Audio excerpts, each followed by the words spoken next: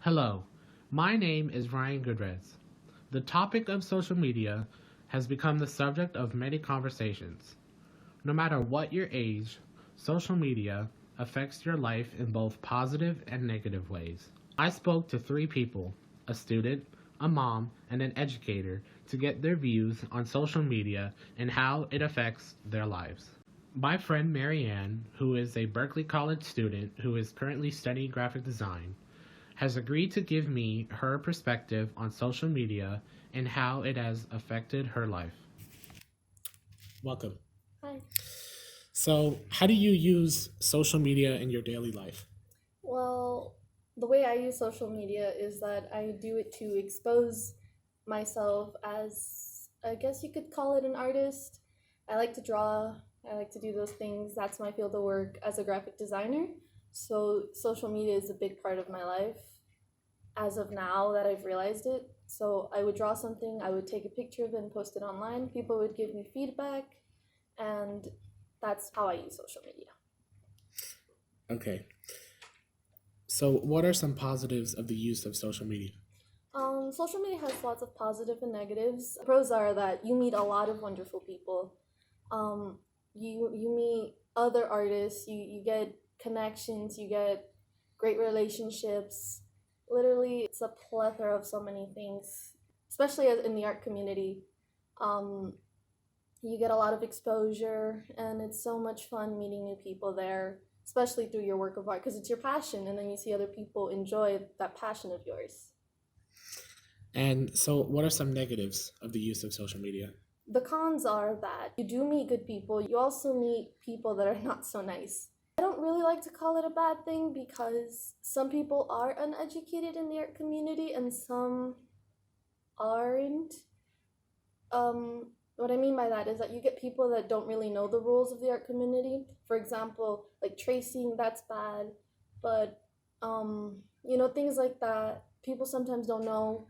Others also, then you get the ones that are like not so good people because they're really rude, and sometimes they can't help it, and you gotta know, gotta understand that sometimes they don't understand how it is in the art community, that it does take time, and they don't understand that because they do want free stuff.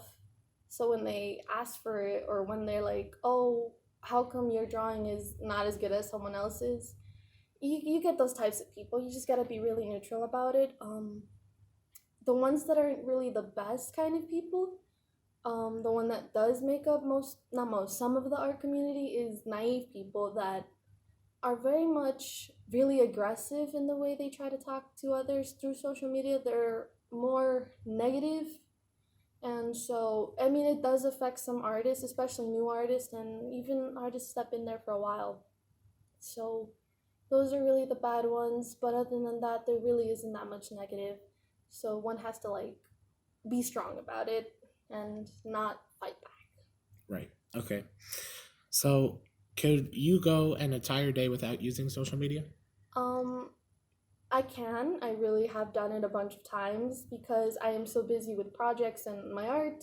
It does take time, like I said before, so I don't constantly check social media, and I could go an entire day, sometimes two or three, without going and checking on my notifications or posting something. So it's not that difficult. But once it becomes your main job, you kind of make it a habit of having to use it. But for now, not really. I can go days without it. That's pretty good. What can you do to eliminate the negative experiences you have had with social media? Well, I have experienced what I've talked about. I have met people who are either stealing my art, claiming them as their own, tracing it. Sometimes they even don't know about it, and they're like, oh, did you take someone's art when it's actually mine? And they don't do it to an offend. What I do is I try to always be neutral about it. Never be offended, never be defensive, never attack. Just be neutral about it. Be like, oh, if just show them proof that it's your art. Um, if it's something like commissions, because that is our source of income. At my point in life, I do sometimes do commissions to help to pay the bills. So if they ask for free art, we just gotta tell them, not aggressively, just neutral, that we need this kind of money, and The prices are always the bare minimum that we can do. It's not because we want to do money, and it's not because we're just drawing on paper. It does take time, and sometimes they understand it, sometimes they don't. But as long as we do it neutrally, in a pacifistic way, everything should be okay. Just as long as we don't do it aggressively, those negative things don't really affect us too much. Okay, and so the final question, have you ever taken the time to educate yourself on using social media? When I first started drawing, I would usually draw it to myself, and I would sometimes lose it, throw it away, and things like that. When I did learn social media, and I learned how other artists, expose themselves in social media, I did take the time to learn things like Instagram, things like Twitter. Although Twitter's not really too much of like art kind of things, but there are some there. Tumblr is the big one. I've taken my time to learn, and I'm still not up there, but I am taking the time to learn social media in order to brand myself. Okay, thank you so much for your time. I would like to introduce my friend Cara Ferrara. She has two sons that are in their second year of high school and a daughter that is in her second year of college. She agreed to give me her perspective on social media and the effects it has had on her children. How do you use social media in your daily life? Mostly I use social media. Probably the platforms I use the most are Twitter and Instagram. Twitter I like to use to um, check the news and just see what's going on in the world pretty much. And then Instagram, I just find it fun to follow friends and things that interest me just to see what's going on. So those are pretty much the things that I use daily. Okay. And how do your teens use social media in their daily life? So I believe all three of them. It's hard to say since my daughter is away at college what she's using daily. But she and the boys, I think, all use Instagram and Snapchat probably the most out of anything. And again, I think Instagram and Snapchat, for the most part, they're following their friends, and it's basically the way they stay connected with each other and the world. Right. Do you monitor your teen social media use? I definitely did in the beginning a lot when they first started using social media. It was a new experience for me, and I wanted to make sure that they knew what was appropriate and what was not appropriate to do on social media. So in the beginning, I definitely would pick up their phones. I'd know each of my kids' passwords to their phones, and I would check the phones every once in a while and see what was going on. As they've gotten older and more mature and I believe responsible, I don't quite check as much to see what they're doing. But I will, if they post something to their story or whatever, I will check to see, what that's about, what they've been doing. Right. Did your teens ever have a negative experience using social media? Thankfully, no. None of them ever had a negative experience that I'm aware of anyway. How do you feel about social media? I think it's actually a really good thing if it's used, again, appropriately. I think it's a great way for people near and far to stay in touch with each other and just basically feel connected to each other and the world and what's happening. And how do you feel about social media for your teens? Again, I think it's a good thing as long as again, they're doing what's appropriate and not harassing or bullying anybody, which I have no reason to believe that my children would do that anyway. But I think it's a great way to stay connected and find out what's going on around the world. Did you educate your teens on using social media?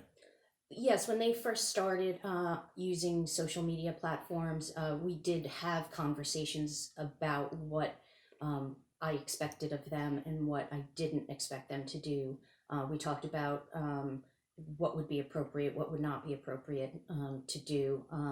Basically, I explained to them if it's not something you would want me, your mother, to see or hear, then clearly I wouldn't expect you to be doing that on social media. Do you feel your teens are on social media too much? And if so, how can they fix that?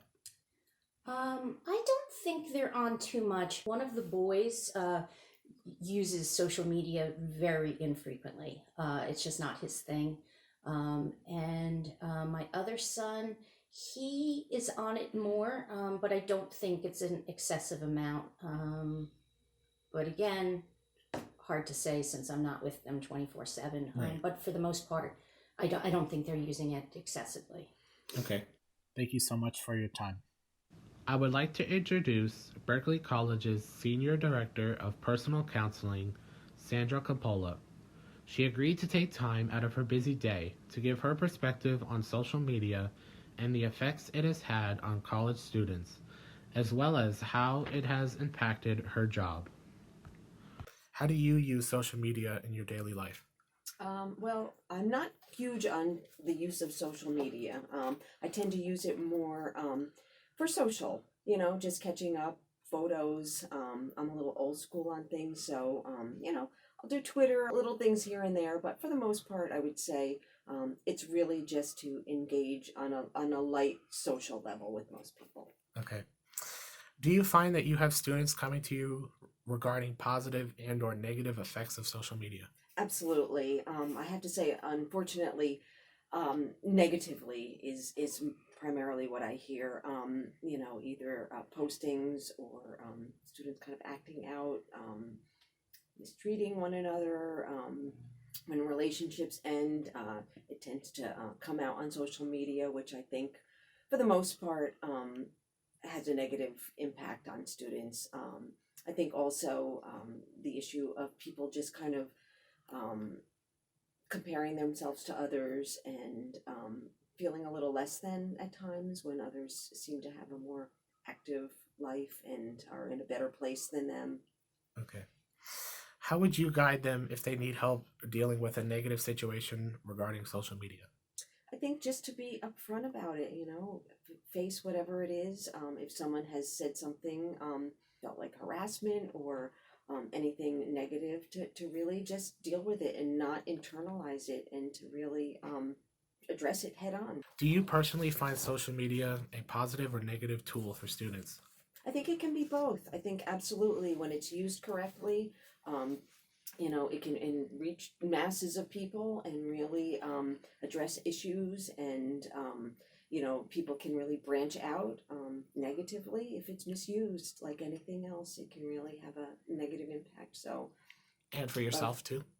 absolutely. I think we could all fall victim to things that occur because so much we don't have control over. Right. And we don't know what people are doing. We don't know who's seeing what. And I think we all need to be responsible. Okay. Uh, Last question. Do you think it is important to educate teens on social media? Absolutely. As much as I think everyone knows the basics and knows what's involved when it comes to things like harassment and various types of bullying and people putting things out there that should not be out there. I think often people don't realize how far it can go and the impact it can have and how it can just really follow you for life and be hurtful, to themselves and to others. So yeah. And how do you think this would benefit them? And would it help to eliminate negativity in any way? I think if we're all, the better educated we are, if we all kind of take our own responsibility, hopefully it will have that ripple effect that we do responsible things and others follow suit. So I think, yeah, the education could certainly, if people would just think it through sometimes. I think sometimes it's a very easy forum to act impulsively, to kind of hide behind, ourselves. So I think Right. if we realize that, think first, think what you're doing, I think we all might act a little differently. All right. Thank you so much for your time. Thank you. 3 different perspectives from 3 different people. 3 people who don't know each other and were interviewed at different times in different spaces. Isn't it interesting how they all answered the same way? Now, to conclude, social media definitely has its place in the world. It could be a way to keep in touch with people, see what is happening in the world around you, and even make necessary contacts. While there are many pros to the use of social media, there are also so many cons. It is important to know that there will be a negative side and to know how to deal with it. It is extremely important to educate yourself, your peers, your children, etc., on how to use social media responsibly. Thank you for watching.